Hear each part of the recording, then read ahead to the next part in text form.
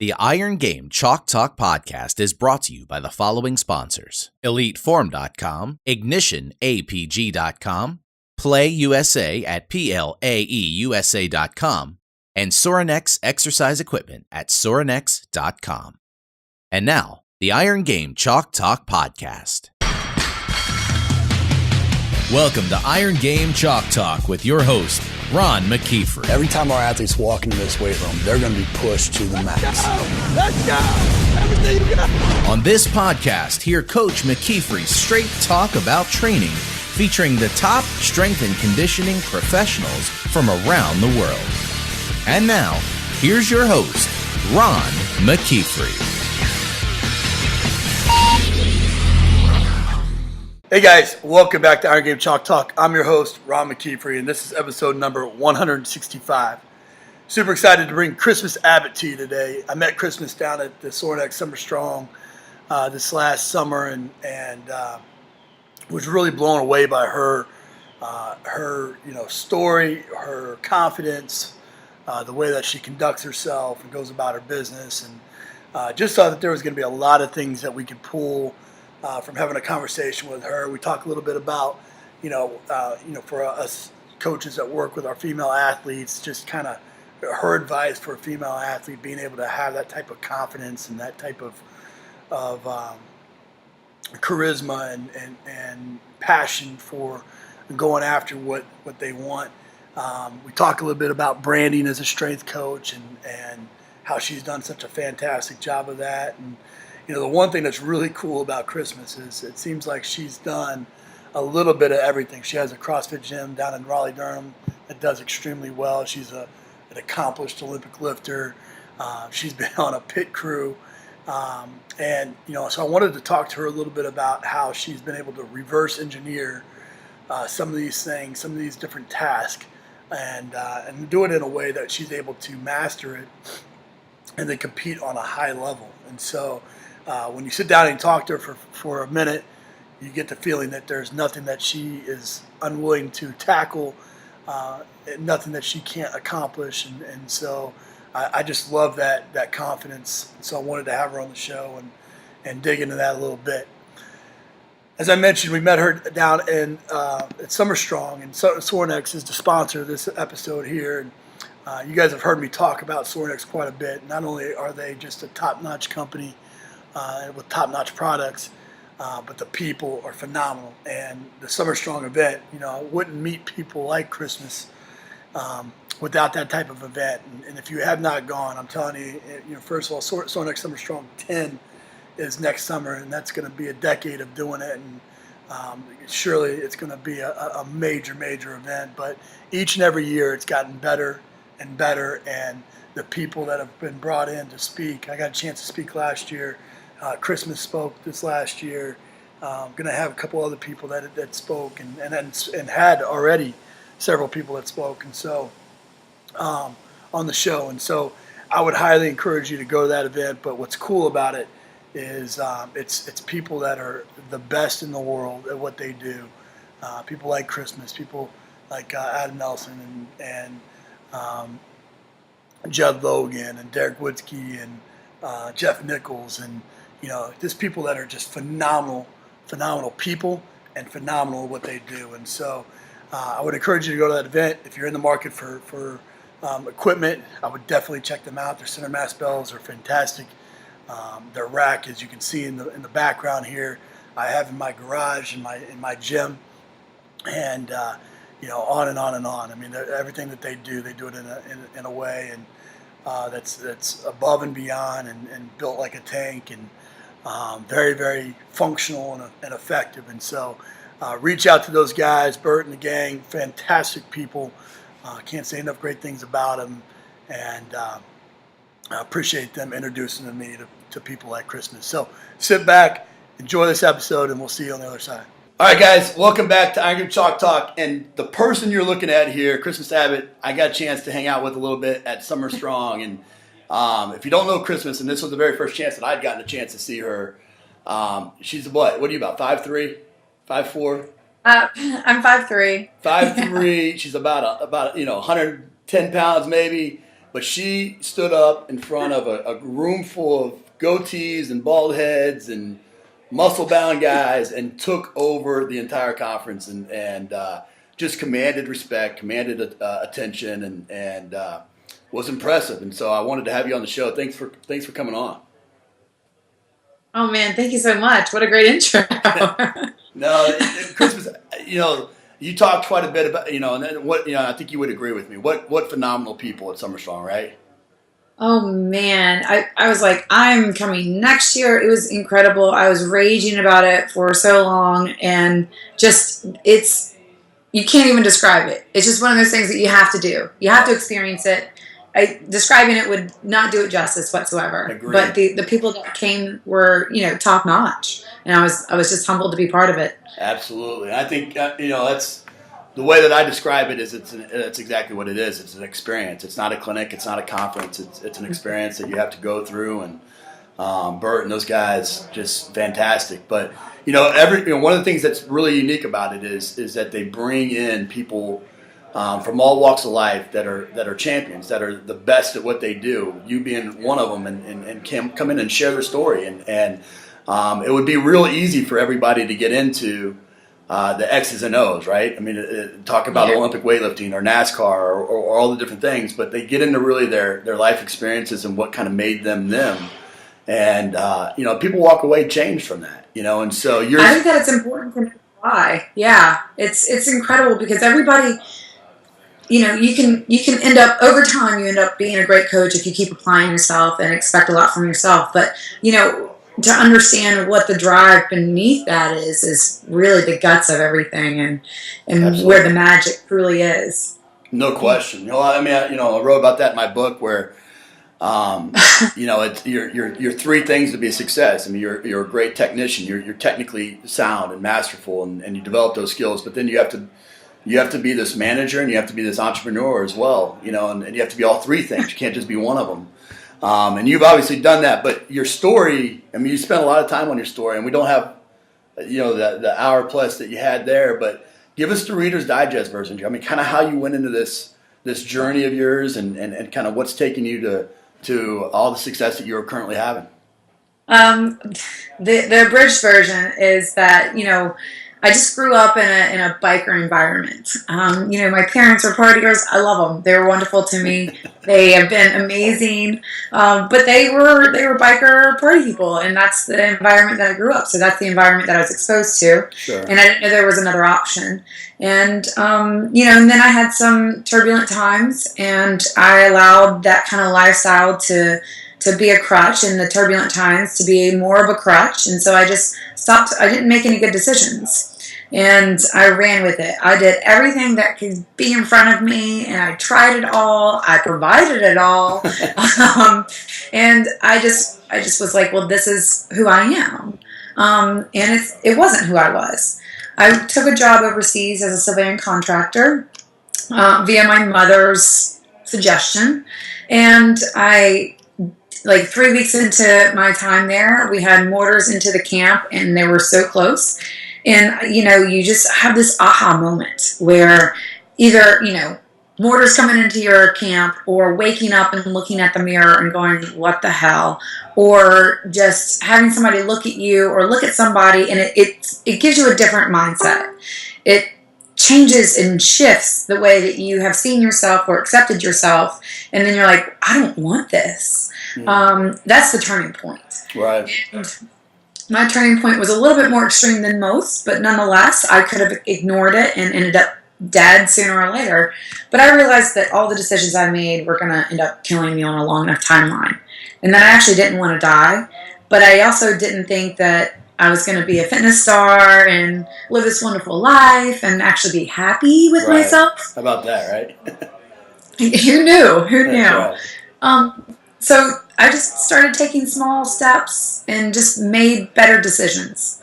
Not always good, definitely not perfect, and relapsed a lot, but just made better decisions. And through that, I was able to discover who I really was and who I really wanted to be. And that's like the really beautiful thing. That's, seeing a deserted field and planting a seed and fostering that seed, and then finally blossoming and going, well, shit, it worked. How about that? Yeah, that's right. That's right.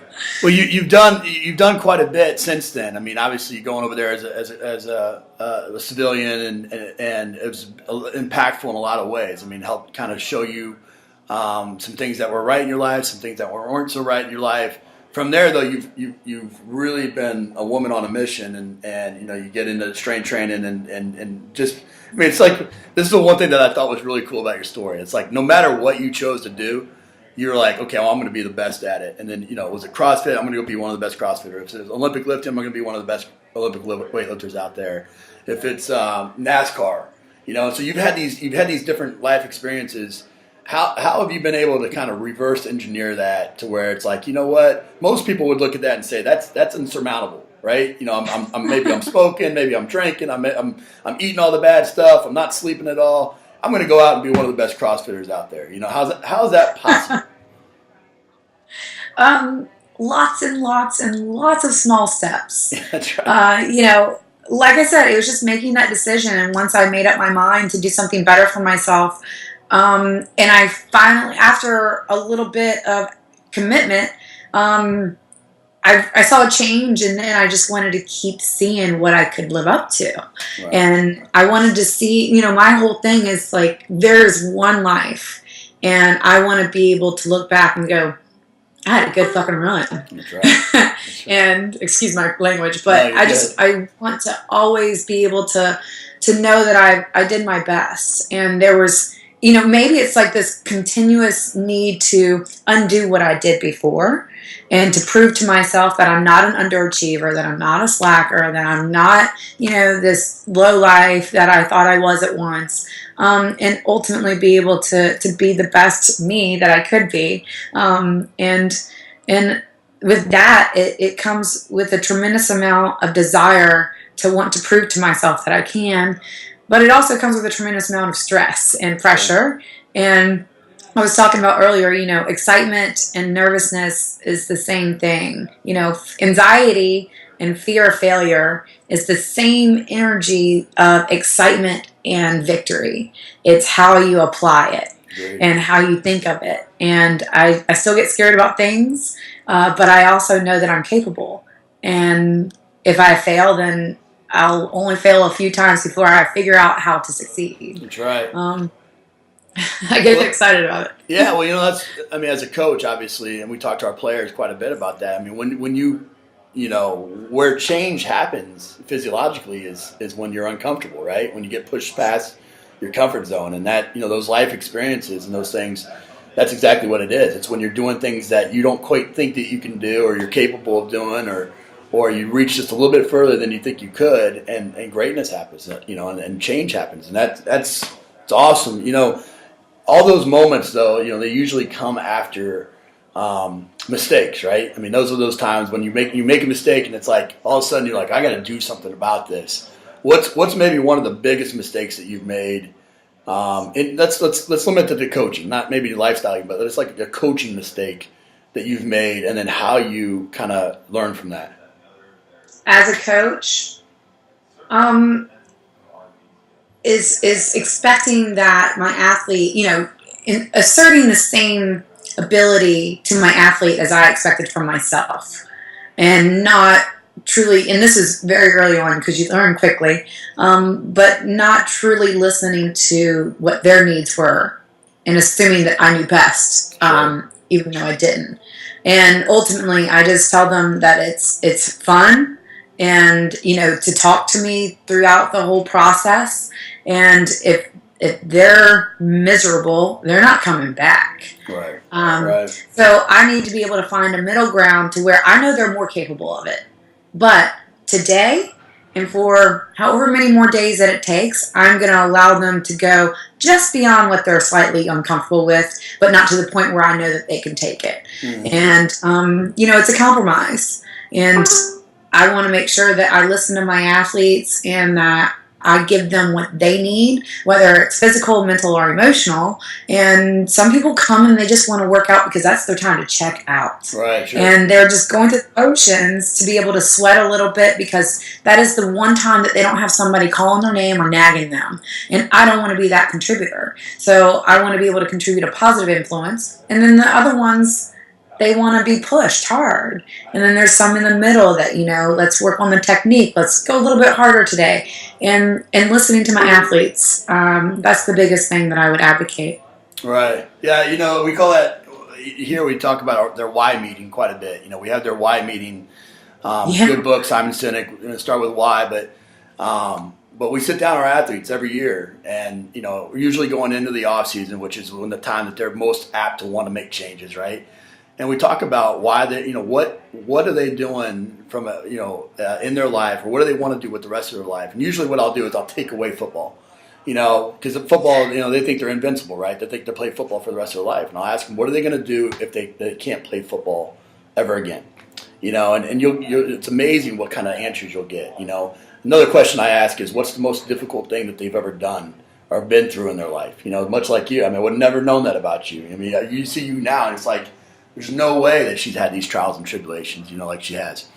But then when you do that, all of a sudden you're able to find out what the buttons are, and so like you said, are they playing football because they're good at it and they're expected to do it? Are they playing football because, socially, that's the only way that they're going to make friends? Are they playing football because that's the only way that they're legally going to be able to hit somebody without going to jail? And you find that out and you're able to push those things. Love those guys. Yeah, that's right. You and me both. I need more of those guys. But I think what's cool, going back through your story, and putting it into some of the coaches that are listening, is here's this young lady that's full of all this potential and energy and can do and impact the world in a big way, but maybe wasn't quite doing it at the time, the way that you wanted to do it or other people wanted to do it. What advice would you give the strength coach that's listening that has that young Christmas Abbott on their volleyball team or on their their track team or whatever? What needs to be said? What can a coach do to make an impact, change that life, maybe help it go towards the right direction? I think that having somebody truly believe in me would have made a huge difference early on. Mm-hmm. And I wish I could tell my younger self that I can believe in myself and that I can do it. And that is, I remember even a few years ago, my weightlifting coach told me, he's like, Christmas, I believe that you can go be a top competitor at weightlifting nationals. And I was like, I'm too tall, I'm too skinny, and I wasn't fighting him, but I knew I could do well. Right. But for him to have belief in me beyond what I thought my capability was astonishing. And it made me want to achieve it even more. So I would definitely advocate that they find out that why and then relate that belief into them. Because everybody wants to be believed in. Right. And wholeheartedly. Not just like, I believe you can do it in the sense of accomplish that goal, but I believe that you can be somebody great. And what that greatness looks like is up to that person. Well, ultimately, that's coaching, right? Coaching is teaching and believing and helping people, reach things that they never thought that they could ever do. And you've done that repeatedly in your own business. Talk a little bit about right now you have a CrossFit facility in Raleigh, right? You've got a lot of things going on. What's the latest? Where are you headed with your empire? Oh man, well I love my CrossFit gym, CrossFit in Vogue. If you're ever in the Raleigh area, please come by. And I'm working on my second book now about how to create better habits, and ultimately it's an awareness of why we do what we do. Sure. And as soon as we understand again that why, then there's such a clarity that comes with it. And then I'm also working on, I keep calling it a corporate wellness, but really it's an app.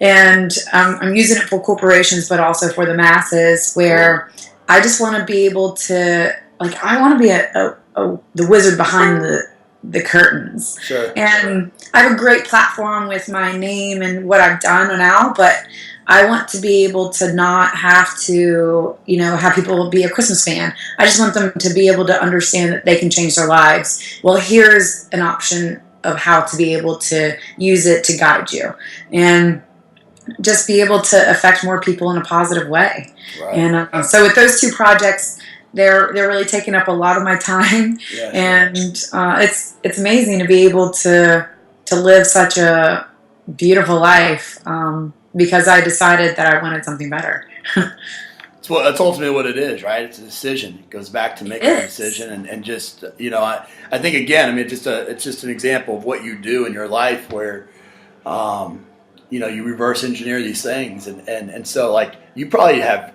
probably zero software experience, right, or tech experience, no. But now you're building this app that's going to take over the world, right? I think coaches, coaches. I think so many times we're so anti-tech or anti.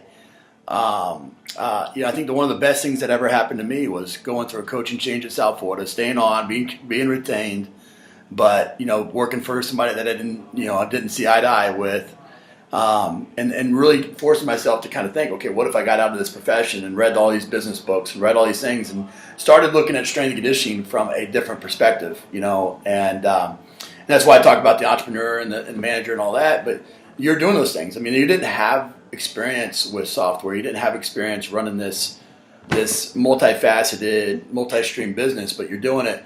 What are some of the things? What are some of the advice that you would have for strength coaches to get out of that strength and conditioning bubble and kind of challenge themselves in some of these different areas?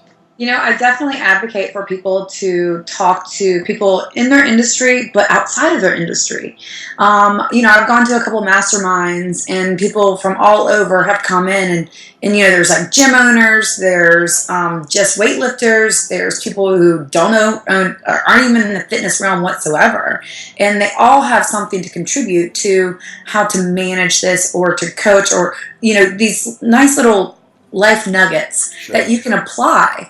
And like what you were just saying, this is a perfect example of just getting a different perspective will give you a different experience. And as soon as we decide that we know it all, we are screwed. Okay. And you just stop learning, you stop growing, you stop finding new ways to inspire and push your athletes or your business.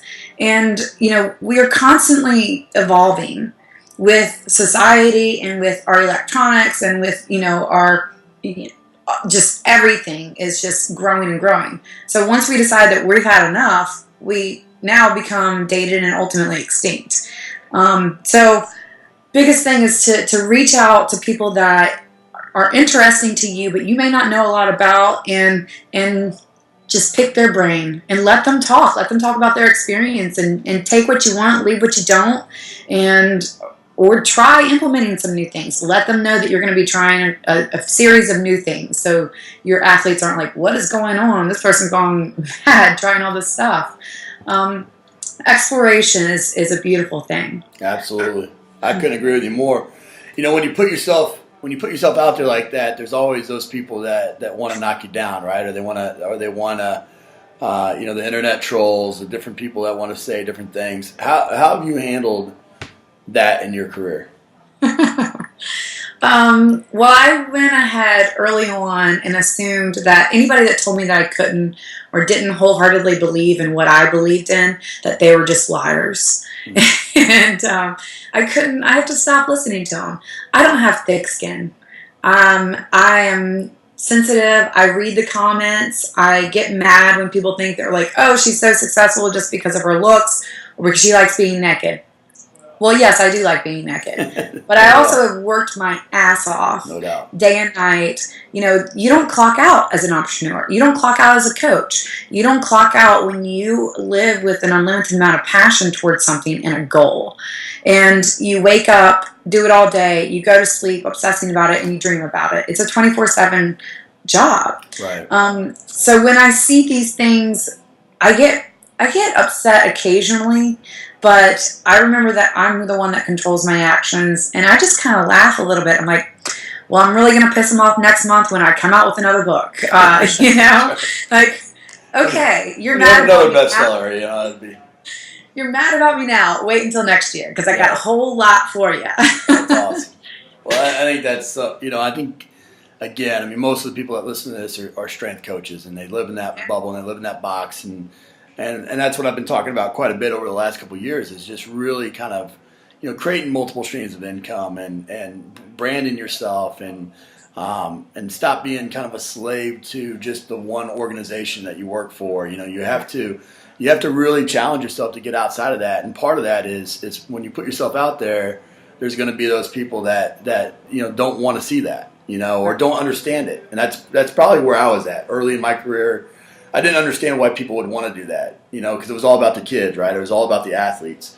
But doing that and doing some of the things, I mean, just like you, I wrote a book last year that was pretty successful, and my athletes seeing that and seeing that do so well, I can't tell you how many people have come in and just been inspired by that and want to do. It's like if basically it's kind of a slap in the face. If Coach Matt can do it, I can do it. That type of thing.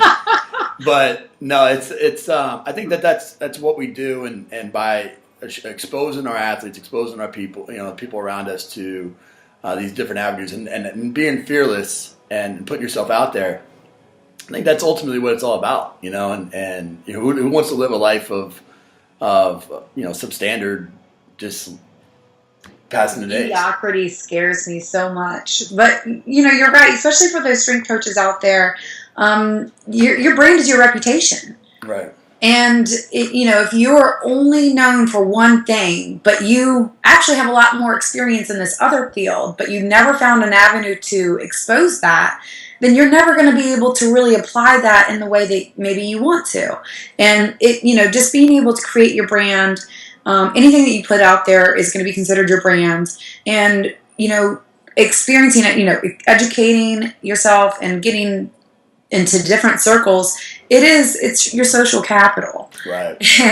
And the more you get out there, even if it's initially uncomfortable, you are ultimately putting more in the bank for your social capital. But like you were saying, finding different avenues for revenue is really important, because we just don't know if this is going to, if that job is going to sustain, especially in a finicky type of environment, and especially in economy, So if you have 3, 4, 5, 6 different revenue streams and you lose one job, then you can go and take that time and attention and enhance these other ones, but you're never out of options. Right. And you can cash in on that social capital a little bit faster and a little bit easier.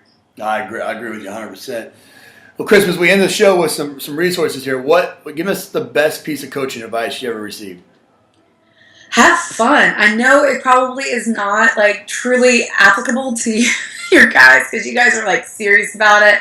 But man, I've had my best competitions and my best training sessions when I'm just rocking out. I mean, it was hard, and I cried in that same experience. But it was this is what you do. You know how to do this. Go have fun. Mm-hmm. It's we've trained for it. Now it's just memory, muscle memory. Have a good time. That was my favorite piece of coaching advice I received. It's awesome. What about we'll link up your book and your websites and everything, but give us a book, website, and app recommendation. I'm actually diving into a whole bunch of books. My friend Chris Moore, Barbell Buddha, just passed, and so he actually sent me his book, Get Change, about 2 years ago. And please, if you can find it, get it. It's incredible. It's talking about, just exactly what it is. Get change. You want to make changes? This is how. Awesome. Any websites or apps that you regularly use? Oh man, I use Wodify for my workouts at Invoke. I love using my iFit. It's a wearable, so it actually tracks my sleep and how far in my sleep I get, and so I can actually look at my sleep from the night before and adjust my day to accommodate the lack of sleep or the sleep that I got. So if I'm feeling slow or whatever, it's awesome, because I can figure out why, whether it's I'm overtraining, not getting enough sleep, it's a really great tool that I like to use. So that's my iFit watch. Oh, it's awesome. It's awesome. Well, Chris, this has been great. Like I said, seeing you in action at Summer Strong was impressive. And like I said, just the way, and it's easy to say, okay, she's a beautiful woman and she takes over a room because of that, and that's an easy thing. But you took over a room because your confidence. You took over the room because of your content, and it was impressive to see how you operated amongst a group of people that was probably probably furthest from what you're normally hanging out with, but also and not only that, not just a different group of people, but such an eclectic group of people that are all successful in their different areas, and so you shined in that environment, and so I was so impressed with that. Well, thank you so much. I appreciate it. And honestly, I hope to see you again next year. Absolutely. Thanks so much. Awesome. Thank you, Ron. That's it for this episode of Iron Game Chalk Talk. Thanks to this week's guest as well as our sponsors for bringing this episode to you for free. Make sure to check out ronmckeefery.com where you can join our mailing list, find the show notes, including all the links and resources mentioned, and information about Coach McKeefery's other products. While you are there, please join Coach McKeefery in the comments section thanking our guest for sharing. If you haven't subscribed to Iron Game Chalk Talk on YouTube or iTunes yet, make sure to do so. Comments, ratings, and reviews are always welcome. Coach McKeefery can be found on Twitter at @RMcKeefery, on Facebook and YouTube at /Ron.McKeefery. That's it for this week. Be sure to check back next week for another great episode of Iron Game Chalk Talk.